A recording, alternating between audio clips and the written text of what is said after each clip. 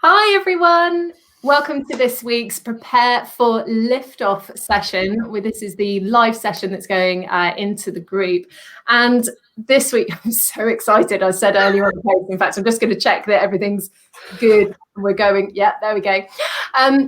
So this week I have a really great guest that I want to introduce you to. This is Nick, everyone, Nick Elston. Nick Elston is you're a leading inspirational talker on wellness, mental health, anxiety, but it isn't from the clinical perspective. Absolutely not.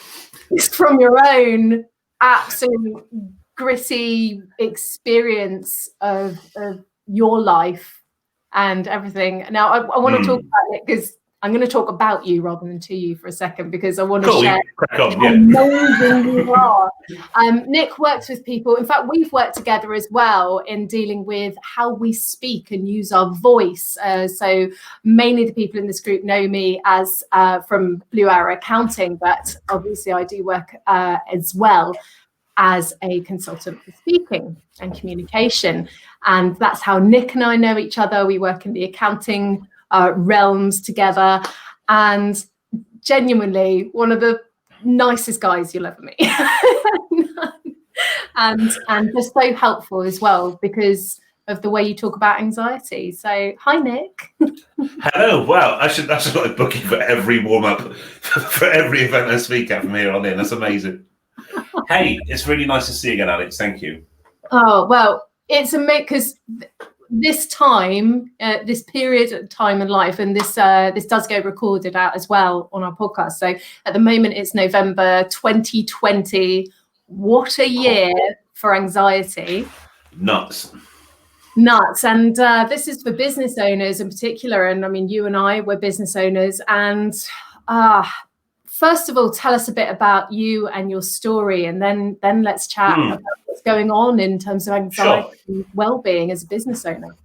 Thank you very much. So as I said, my name is Nick. I'm an inspirational speaker on the lived experience of mental health. Firstly, yes, that's a job. It's been my job for 4 years as a professional speaker, sharing my lived experience of mental illness and mental health. And to increase engagement in things. And it's quite right what Alex said, I'm not a solution, I'm not a medical professional. I don't even offer advice in that sense. What I do is I harness the power of lived experience to drive engagement in the mental health and wellbeing initiatives that organisations have in place already, or externally to great people like Mind and Mental Health UK, lots of different organisations. So it's kind of what I do, really. And I think the inspirational part doesn't come from the fact I'm a diva. I promise you I'm not a diva. The inspirational part comes from the fact that it explains that I clearly differentiate between mental illness and mental health. Mental health we all have, whether it's good or bad, we all have mental health, like physical health. So I try to kind of allow people to view it like a muscle, something that we can exercise and get stronger, even in between kind of professional bouts of treatment sometimes. So the inspirational part comes from bringing personal development into the mental health arena. But as has been alluded to, has not always been that way. I had mental illness as a child. I had obsessive compulsive disorder. Now, I'm 42 now. Don't judge, I've had a hard life.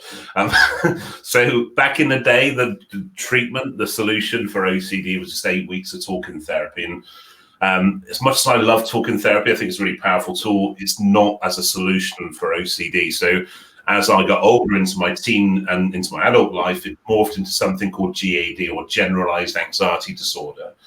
Now, statistically, that's more common, but it's less commonly known. A lot of you would not have heard the term GAD. And some of the signs in adult life that you can look out for on this could be that you constantly seek your accountability, your worth, and your value in the thoughts and the opinions of other people. It could be that you put your personal worth in the pursuit of material goals and the pursuit of material goals. It could be that you stay on that hamster wheel of anxiety. So things like rumination, replaying events and relationships and things that have gone wrong along the way, feeling all that feeling of anxiety and guilt.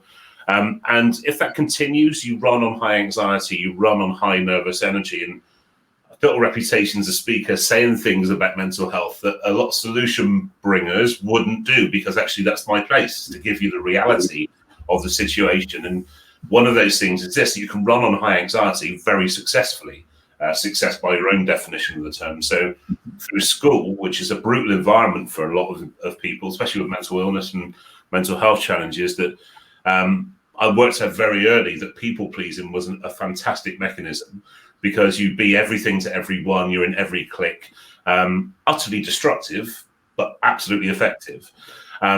So the other thing was, because I was driven by that anxiety, that worry, then I was top grades, head prefect in every school. So actually I flew under the radar because I was successful from the outside looking in. And a lot of what I do around now is conditioning, about how we condition ourselves, but also how we are conditioned. If you think about the 3 biggest challenges in adult life, that 3 of them for me, first one was anxiety. Of course, it's a learned behavior that it's a response. I learned that's the response that we do to things from my background. Now, the second thing was around weight loss and body image. Now, you won't get this right now, but I'm 6'4", 20-odd stone guy. I ain't small. But the reason why that's a problem for me is because actually I've got a positive association with being big. That in between feeding me rounds of sandwiches, my grandparents would say he's a big lad, he loves his food. I am a big lad, I love my food. I've got a bit of brand on it now, so I'm screwed. The point is, it's really hard to come away from that positive association, so it becomes part of our conditioning. And the third thing is around alcohol. It's a piece that I've been sharing a lot over the past year, because actually you've got, I would say, a bad relationship with alcohol.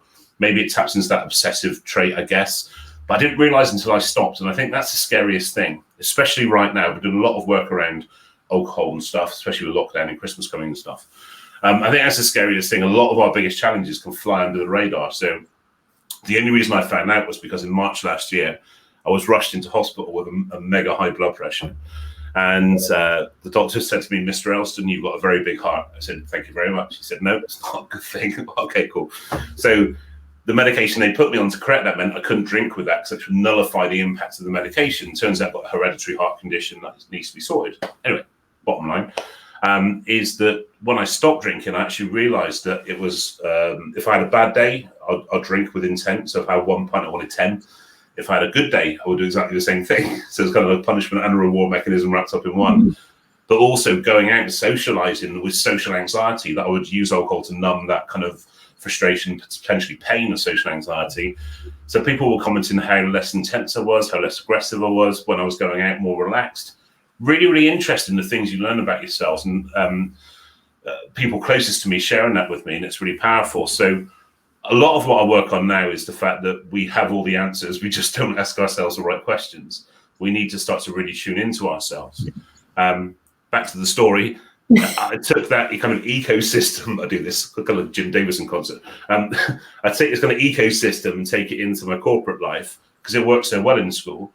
So I would basically run and run and run. I would run on high anxiety. I'd be in earlier than I had to be, later than I had to be.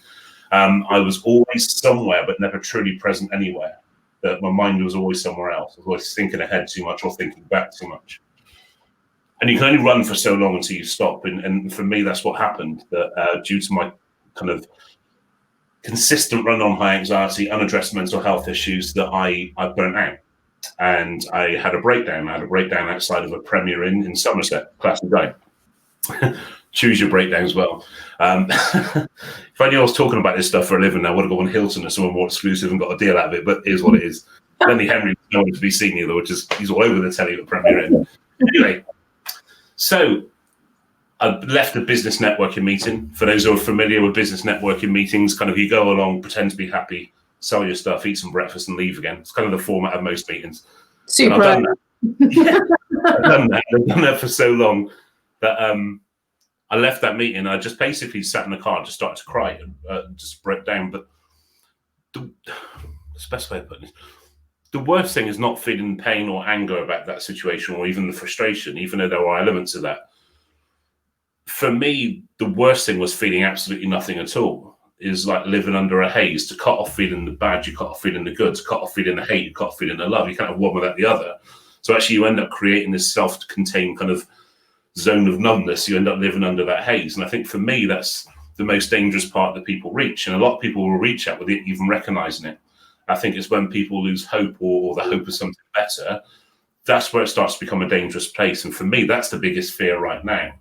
A lot of people without that kind of aspiration or the goal or the bigger picture, or knowing how this is going to look at the end of it. That's the part where people start to lose hope. And I think that's kind of where most of my work recently has been focused on, is about providing that hope and inspiration at a time where you don't feel it's there. But that's where I was. I used speaking as a way to come back from that point. So for Harry Potter fans in the room, it was like the boggart in the cupboard. The thing that you kept in for so long, your biggest fear. What would it look like if all 20 stone of me and 6'4" decided to share about this? And 8 years ago, blokes weren't talking about this. And I decided to turn up 2 weeks later at the same meeting, and I shared what had happened in the car park 2 weeks earlier. I shared about OCD in kids, and it was a brain dump. It was cheap therapy. Like, literally, it's 15 quid including breakfast. It was cheap therapy. So I did that, and if I'm honest with you, and I'll always try and be honest as I can with audiences, that it was going to be like a Death by Police, Blaze of Glory, mic drop moment. I wanted to say my bit, and then that was it. I was done. But actually, that day changed my life forever, because 3 things happened. The first thing was everybody in that room queued up to give me their support. I didn't expect that. That everybody in that room gave me a hug. I love hugs. I miss hugs. There's like a lot of hugging power going missing here. We're in tier 3 now today as well, which kind of screws. So anyway, move on. 3, the third thing that really happened was this, is the fact that suddenly it wasn't about me anymore.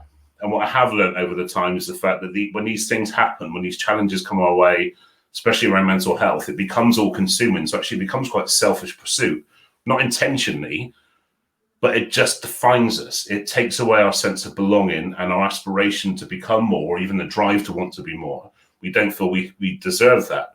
So we end up staying exactly kind of where we are, because comfort zones aren't always comfortable. And speaking, I saw a way through, because when I started to share my stuff with this same kind of honesty that I use now, that people felt safe enough to engage with me about their stuff, about race and abuse and grief and loss and coming out, and of everything people were sharing with me, because the truth is absolutely liberating. And I think there's so much power in when we can deliver and receive emotion from people. And I just saw that was my way forward. I didn't ever want to be a solution in that sense. I just wanted to be the person that was the catalyst for these kind of conversations, so people start to consider things they never considered before.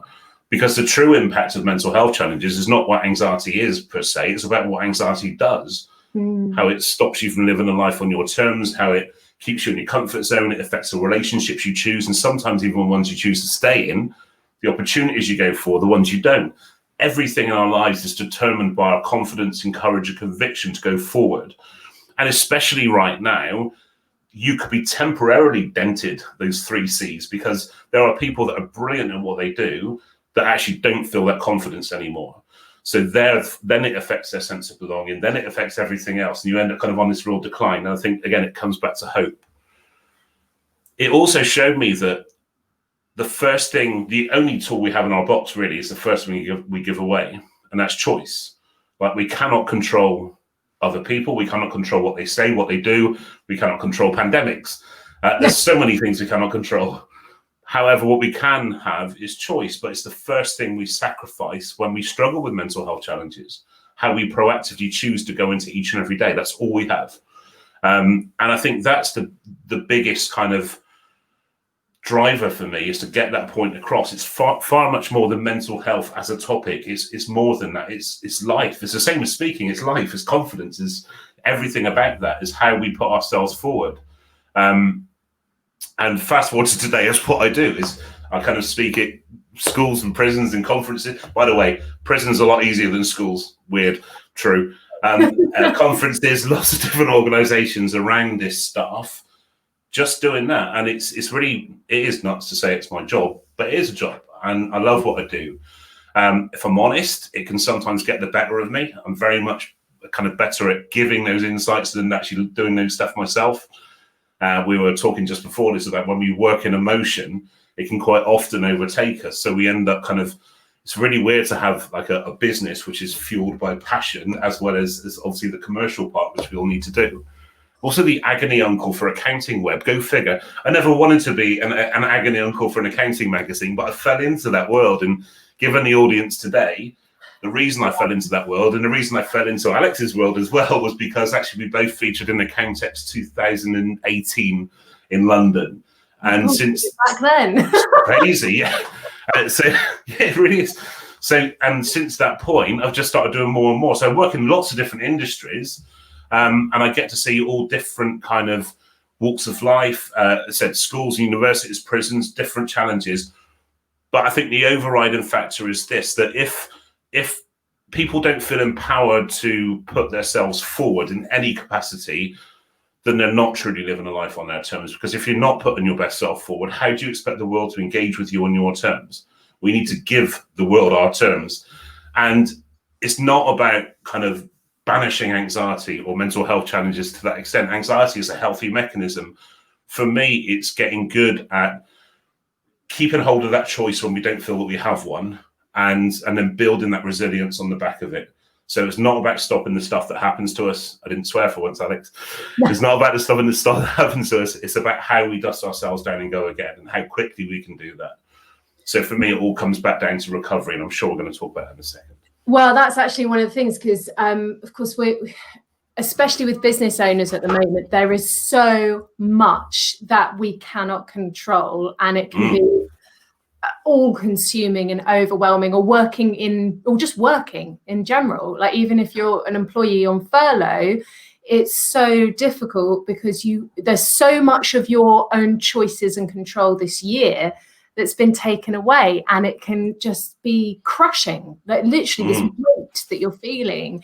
And I know, we talk to our clients, we talk to other businesses, and it is just the overwhelming feeling that people are not only crushed by that limitation, but also from the fact that we're alone and we're missing these interactions and hugs. As you yeah, exactly. Yeah.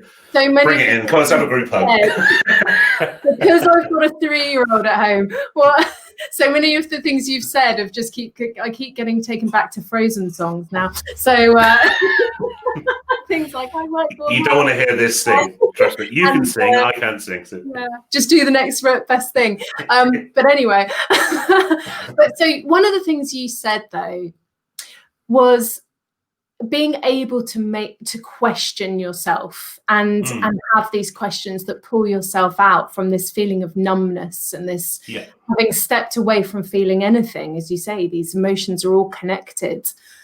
What can we do? What could someone do to help them just take that next step if they're really feeling under it, if they're feeling completely lost? Okay, so it's a really relevant question at the moment, and thank you for asking it, because I probably would have forgotten to mention it. Disarming truth, see, be honest. So I think for me, it's a case of recognizing that the biggest challenge we have right now is assumption. I think that if you watch Sky News on repeat for 24 hours, 98% is speculation, 2% could be some fact in there somewhere. It will have an effect on us. And I think, especially in the accounting world, actually, that we're bigger picture players. We always start with the end in mind. We don't know what that end looks like. We don't know what the end's going to be. So if you're in a position where you can't make goals, you can't actually kind of attach a hope or an aspiration to where we are right now, I think for me, the biggest kind of step we can take is to harness the realization and the energy that we're just in a place where we don't want to be. I think that's there's a lot of momentum in that. You don't have to know where you're going to make a start today. You can just recognize that you're in a position or a place or somewhere that you don't want to be. And I think that's enough for you to start to ask those questions. But when, as you said, when you do ask those questions, how do you start with that? I think for me, it's all about questioning how we talk to ourselves as self-narrative. We constantly reaffirm the negative. We're hardwired to look for danger. The example I use when I talk is that you look at the venue we spoke at in kind of Excel London, that 5 years before our event, in 2018, I was being taken out by St. John's ambulance after having a panic attack at the show, just walking around the stands. So as to what changed between those 2 points in time, it sounds glib, but it's true. It was narrative, because I would go to these events 8 years ago and say, oh, I can never do that, or I'm not good enough, or I don't look as smart as they do, or I'm too fat, or all these kind of things that we talk about to ourselves, that we reaffirm our kind of deepest fears. The one thing that changed, it started to go, well, I could do that. And then suddenly I could do that, turned out I can do that, which turned then to getting booked my own right to speak there. So that kind of process, I think it starts from within. Check on your narrative, but also check on your conditioning. So check in with yourself. Like I said, those things I mentioned about your biggest challenges right now, where does that come from? Is that you or is it not you? I was speaking at a BBC panel event it was a psychologist next to me. We were talking about self-narrative, and she was saying that if you're not feeling life right now and you say to yourself, oh, I'm rubbish, or words to that effect, I'm being really clean today, this is really cool, then that's absolutely you. That's the first person you're speaking to yourself in. But actually, scarily, most of the time we'll say to ourselves, you are rubbish, to ourselves. And the scary thing about that is that that's what somebody else has told you enough for it to become your conditioning. So we could be reprogrammed by our environment, by people around us who we live with, who we decide to spend time with. And that's scary. So if we start to have these conversations with ourselves, and one of the most powerful exercises I think you could do in the position that you outlined was to get up tomorrow morning and question everything you say and everything you do. It's a tiring day. So why do you wake up at this time? Could you do with more sleep or less sleep? Was it because you've always woken up at that time? Why do you wake up next to them? Maybe it's a question you haven't asked in a while. And I'm going to throw that one in because it's a little bit fun, it's a little bit prickly, but actually it's a great example of one of the questions that we can ring fence in life. It changes from a value to a pure belief, so it goes unquestioned. And I think that, especially going through a position of breakdown, that everything in our lives should be open to our own questioning. It should be accountable to ourselves. We'll use that practice in our business. Why do we not apply the same rules to ourselves? Well, do you know what? Sometimes we don't use it in our business. Talking on a technical note, obviously we deal with Zero and getting people onto Zero and putting systems in their business. And that could be whether they've just started up or whether they've been working for 30 years. And so often, in fact, I was talking about this to one of our team members today. So often we are doing things because it's what we've always done. And you haven't actually taken that time to go, why am I doing it this? And I'll say this on a personal note as well. On the personal level, you're absolutely right. And my life completely changed from my best friend asking me that question, the prickly question, which was 12 years ago, I think almost to the day or something like that. That she walked in and said, look at the state of you. What are you doing here? And I'd just been trying to get through each day and hadn't taken that time to actually look at the big picture and go, oh my God, I didn't ask, I didn't see it. And then the hard work comes, but just by asking yourself that and recognizing it, you suddenly go, oh my gosh, everything can change. And whether that is your entire life change, and literally my entire life changed. I lost everything, but in order so that I could start again, literally my money, my job, my home, everything. Wow. From that question. It was, that was my disarming truth. And it was painful as well. And thanks for sharing it. A bit weird on a live, but it is very true. And ultimately it was very much the best. And it changed everything, as it was the catalyst. Well, actually, that wasn't it was a car crash. Actually, it was a catalyst. But back to that, from whether it's that or even why are my clients paying me 30 days? Why don't I have stricter payment terms? Why am I using the system? Why am I feeling this way? Why am I letting my clients talk to me this way? Why am I working every hour that God sends and feeling the weight of that? Actually, just by asking those questions, suddenly you go, oh, and I have to say, I did a similar thing. I've pulled myself up, and in October I thought, you know what, I'm feeling rubbish. I've put on weight. I feel like I've got low energy. I'm not getting enough done. I'd really been feeling the weight of lockdown, of being stuck with a toddler. Being stuck, I very much like control and autonomy. Autonomy is important to me. And so I thought, well, what can I? And I did exactly those things. I went, okay, when am I my best?